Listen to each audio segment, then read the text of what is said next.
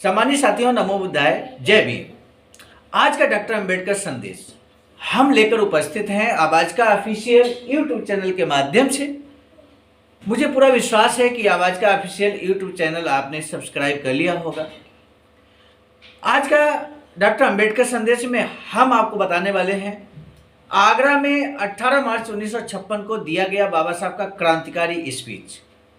Doctor Ambedkar mission को समझना हो, बाबा साहब के उद्देश्यों को समझना हो, बाबा साहब के जीवन संघर्ष को समझना हो तो आज का डॉक्टर अंबेडकर संदेश इसके मत कीजिएगा। वीडियो को अंत तक जरूर देखिएगा, क्योंकि आज के डॉक्टर अंबेडकर संदेश में या यूं कहें कि आगरा में दिए गए क्रांतिकारी भाषण में बाबा साहब ने अपने पूरे जीवन का संघर्ष एक ही भाषण में बता दिया। इसलिए आज का डॉक्टर अंबेडकर संदेश बहुत खास होने वाला है।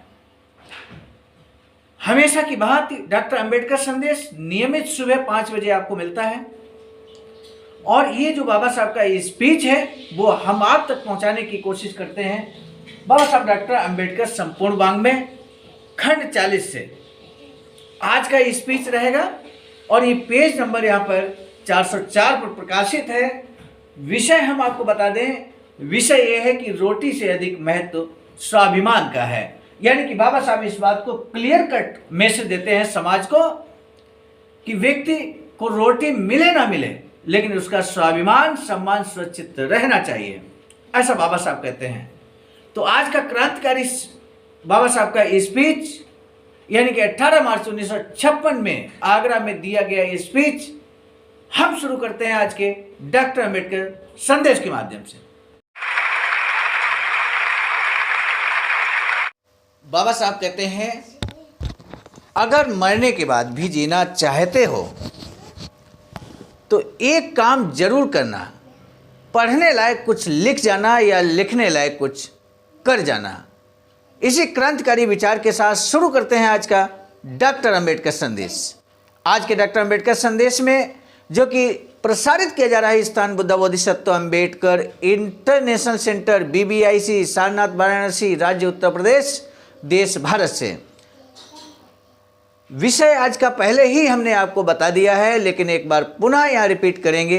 रोटी से अधिक महत्व स्वाभिमान का है। आज का डॉक्टर अंबेडकर संदेश स्वाभिमान को लेकर है, बाबा साहब डॉक्टर अंबेडकर मिशन को लेकर है, बाबा साहब के पूरे जीवन किए गए संघर्ष को लेकर है।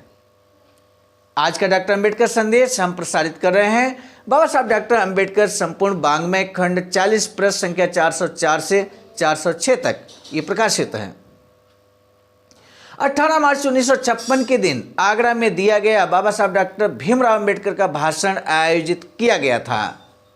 सभा में अध्यक्ष थे Uttar Pradesh schedule caste federation के अध्यक्ष आयुष्मान तिलक चंद कुरील। मंच पर आयुष्मान श्री कृष्ण दत्त पालीवाल और उत्तर प्रदेश के कई मशहूर सामाजिक कार्यकर्ता और नेता उपस्थित थे। सभा में करीब 2 लाख का जन समुदाय उपस्थित था। ठीक 6:30 बजे समारोह के आयोजन स्थल रामलीला मैदान में डॉक्टर बाबा साहब अंबेडकर का आगमन हुआ। रामलीला मैदान में प्रवेश करते ही अंबेडकर की जय हो के नारे से आसमान गूंज उठा। केवल आगरा ही नहीं वरन आसपास के गांव शहरों से उनका भाषण सुनने के लिए हजारों की संख्या में अस्पृश्य जन समुदाय वहां पर इकट्ठा हुआ था। मोटर से उतरने के बाद लाठी के सहारे लोगों का सहारा लेकर उन्हें मंच तक जाना पड़ा, लेकिन भाषण देते वक्त एक स्टूल के सहारे वे खड़े रहे। इस अवसर पर उन्हें 5,000 रुपयों की और 1,000 रुपयों की इस प्रकार से 2 थैलियां दी गईं। उन्होंने कहा, 25 साल पहले राजनीति में प्रवेश करते समय मेरे जीवन के 3 उद्देश्य थे। सामान्य साथियों, बाबा साहब आज के डॉक्टर अंबेडकर संदेश में, आज के बाबा साहब के स्पीच में आप देखेंगे किस तरह से बाबा साहब अपने पूरे जीवन संघर्ष को रख देते हैं। इसलिए हम बार बार निवेदन आपसे कर रहे हैं कि बाबा साहब का ये स्पीच इसकी मत कीजिएगा, क्योंकि इसी स्पीच के सहारे आप बाबा साहब के जीवन संघर्ष को समझ पाएंगे। इसलिए बारंबार आपसे निवेदन है, वीडियो को अंत तक जरूर देखिएगा साथियों।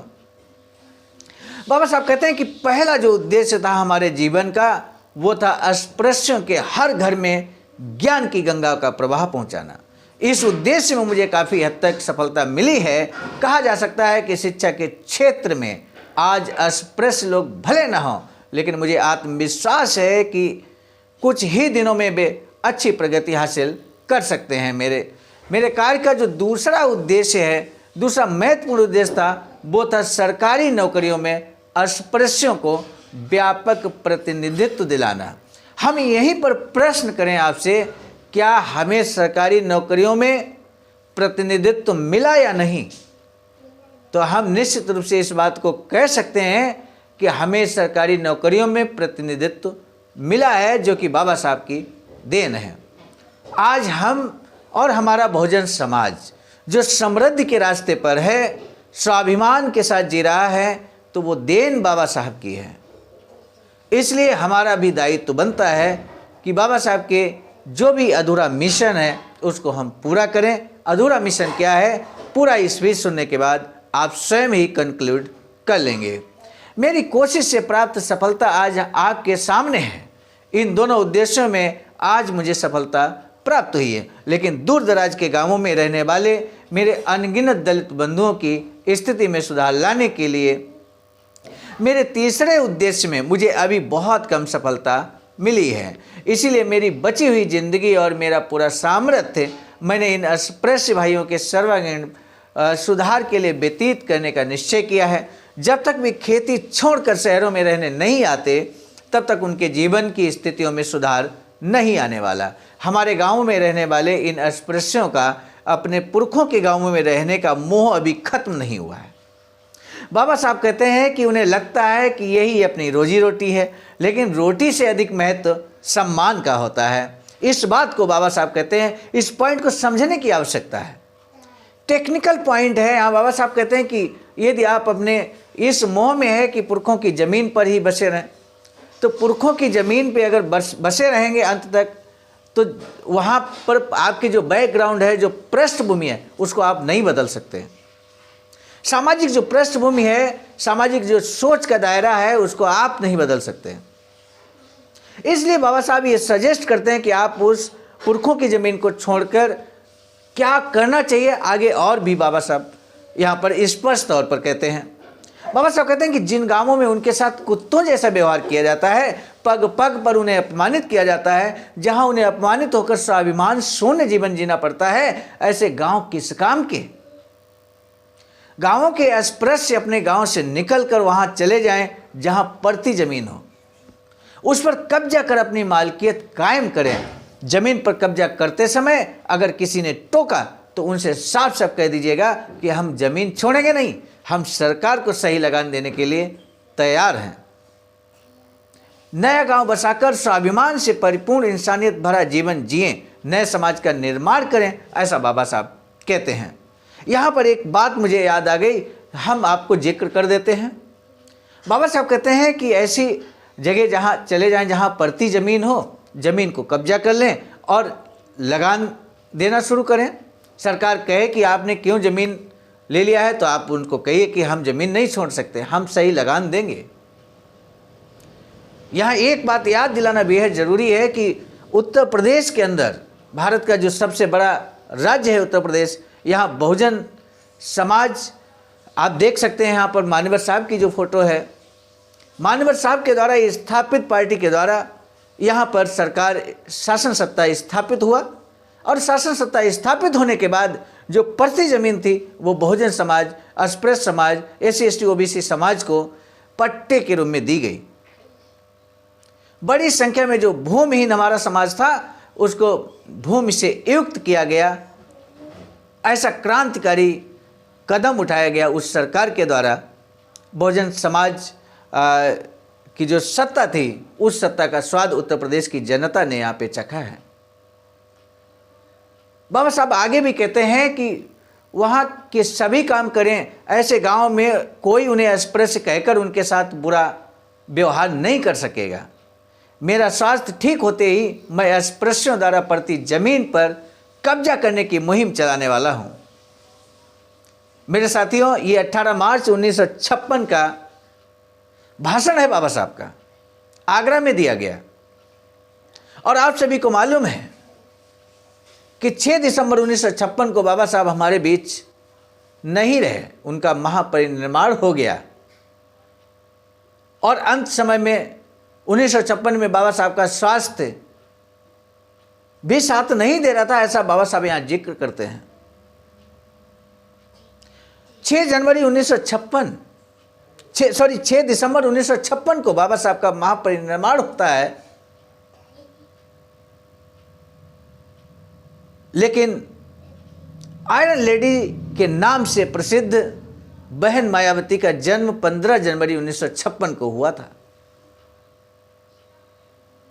और उन्होंने जीते जी बाबा साहब के द्वारा ये जो अधूरा मिशन था, अधूरी इच्छा थी बाबा साहब की, इसको पूरा कर दिखाया अपने शासन सत्ता में।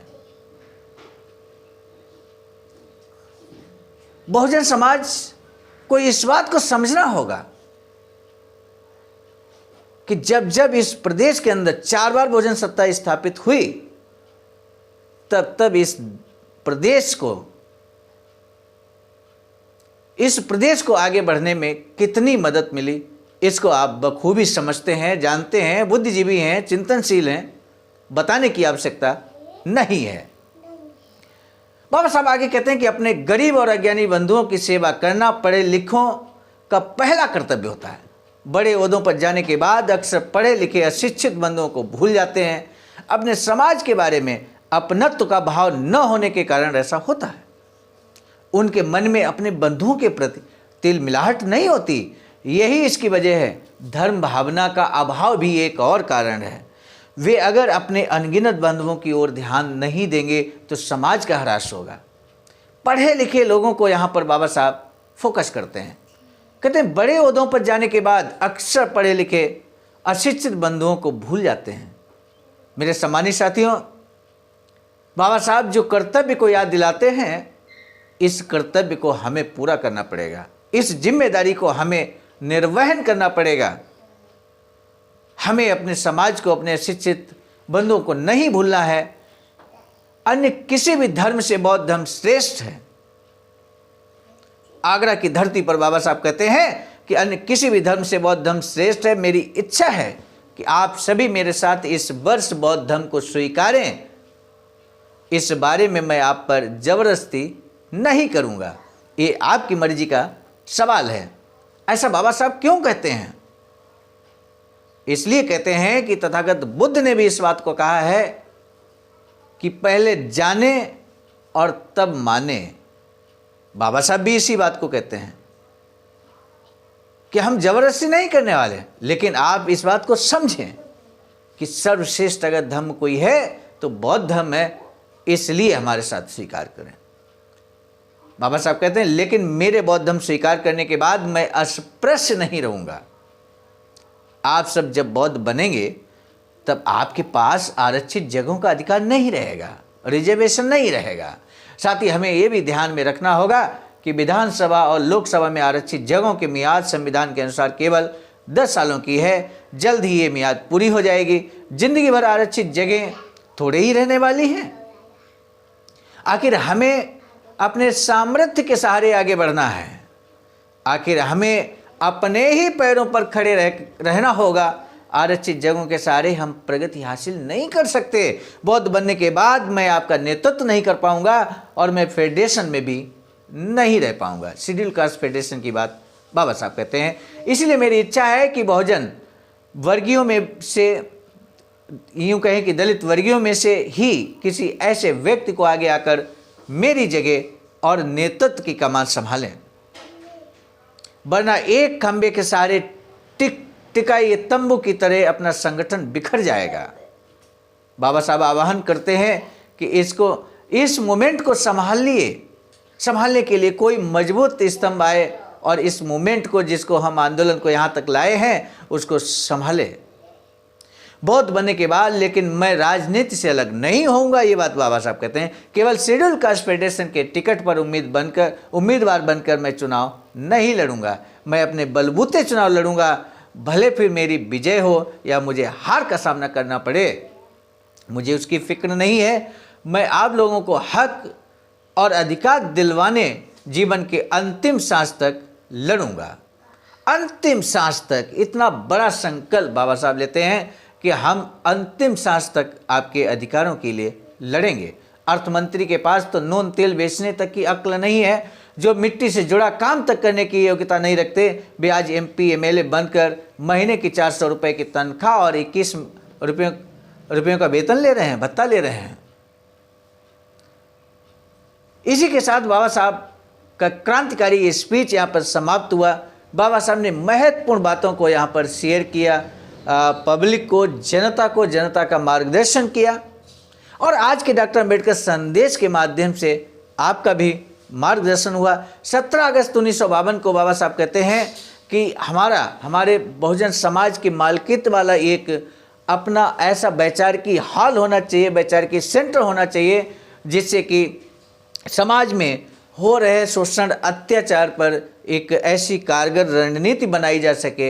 एक साथ बुद्धिजीवी बैठें, एक साथ विचार करें, एक साथ रणनीति बनाएं और उस रणनीति को पूरे देश में, पूरे भारत देश में लागू करें, जिससे कि समाज पर हो रहा शोषण अत्याचार का खात्मा हो सके और सम्मान और स्वाभिमान के साथ समाज जी सके। समाज का निर्माण समानता, स्वतंत्रता, न्याय और बंधुत्व पर आधारित हो सके। ऐसे वैचारिक सेंटर की अहमियत पर बहुत बल दिया बाबा साहब ने।